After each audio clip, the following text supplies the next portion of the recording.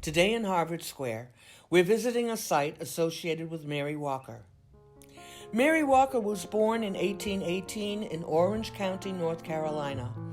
Born into slavery under a plantation owner named Duncan Cameron, she was a light-skinned, blue-eyed young woman and was taught to read and write with white children as her classmates.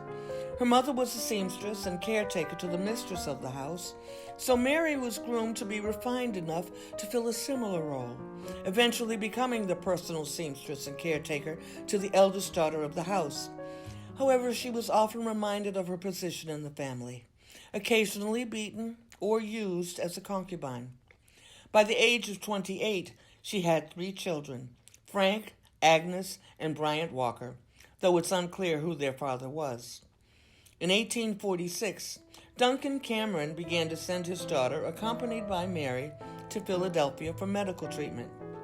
Sometime during the first 2 trips, Mary Walker met a community of free African Americans and abolitionists who urged her to escape.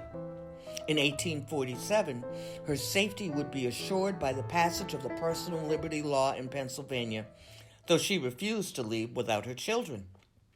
On the 3rd trip, in 1848, fearing she would be passed to Duncan Cameron's crueler and more lustful son, she slipped away and escaped forever into the North, despite leaving her family behind in slavery.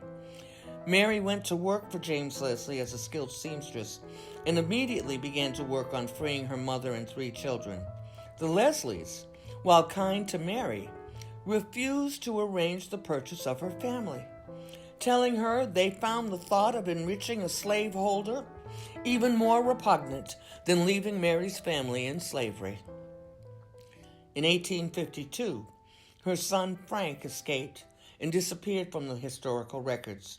The outraged Paul Cameron, Duncan's son, called the Walkers ungrateful pets and lamented that Frank was so light-skinned that 95 men in 100 would mistake him for being white. Mary would never see him again. In 1853, Duncan Cameron died, and her hopes were lifted that she might persuade the new slaveholders holding her children to sell them. They refused. She would have to wait until 1865, when Raleigh, North Carolina was captured at the end of the Civil War, before being reunited with Agnes and Bryant. By that time, her mother had passed on, and Frank had escaped. In 1862, Mary went to work for the family of Estes Howe, who eventually purchased a house for her and her family in 1870.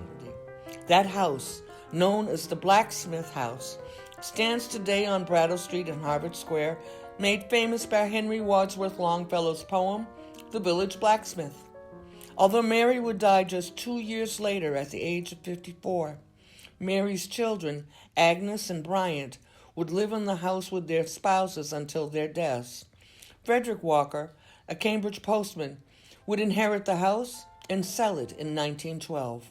The Walker family occupied it for 42 years before it became a restaurant, then a bakery, and relief center for World War II refugee women, and finally, the Cambridge Center for Adult Education.